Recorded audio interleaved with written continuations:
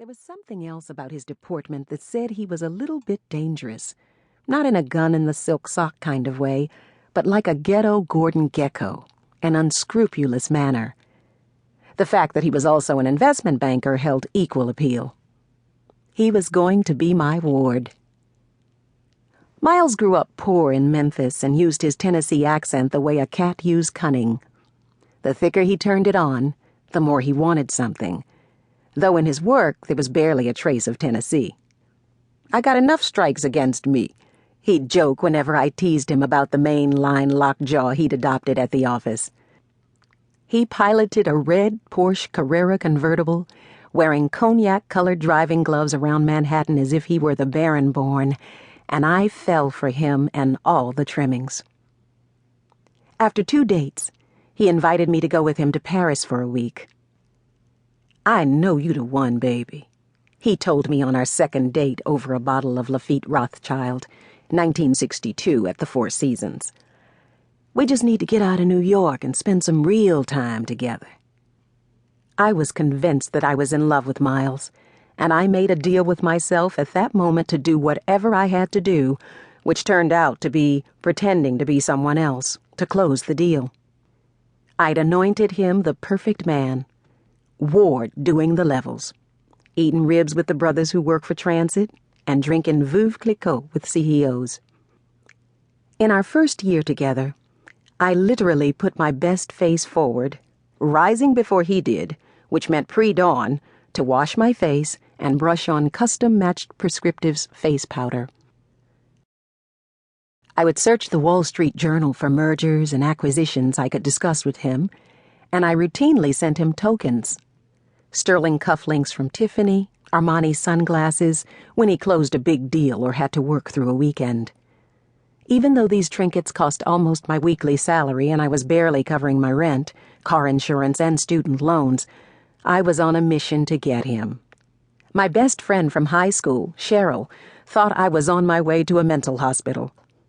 That was pathetic enough, but to Cheryl the clincher was that I got up before Miles to put on mascara. Anybody you had to do all that for, before even having coffee, wasn't worth having, was her opinion. She was right, but she was also part of the living and part of my past, the one I didn't value, the one that I had once wanted to hide. My name is Alice Andrews. I was named after my father's mother, Alice Eliza Andrews. A fancy name for a sharecropper's wife, isn't it? She was. He wasn't. My father's parents grew up in the South, South Carolina. I didn't know them. They were dead when I was born, and even if they hadn't been, I have a feeling I probably wouldn't have known them very well. My mother's side was the dominant force in my life. I was born to a woman who was born of a woman of prodigious will. My grandmother Viola packed up 2 daughters in South Carolina, leaving behind a job in some white family's kitchen and a dead husband. She would go to Elizabeth, New Jersey without a job, an education, or a place of her own to stay. In the 1930s, black people were leaving the South like ducks at a skeet shoot, clutching hearsay about factory jobs and northern streets that were literally paved with gold. They moved north in Jim Crow train cars or hitching a ride in someone's old car in the dead of night for fear of landowning whites persuading them, at rifle point, to stay. Grandma Viola was big-boned, stood about 5'8" and had broad shoulders.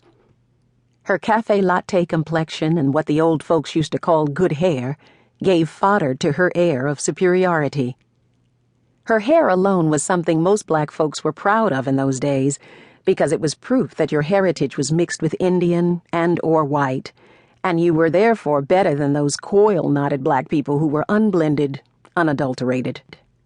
However, Grandma Viola's family, especially her daddy, was ashamed of the whiteness in the blood because it was evidence of the white man's violation of black women and of the black man's impotence to protect them. Her hair and her stature gave her the appearance of confidence that made many rural blacks and whites uncomfortable. People used to say, "Viola don't take no tea for the fever," which means she didn't take any stuff from people.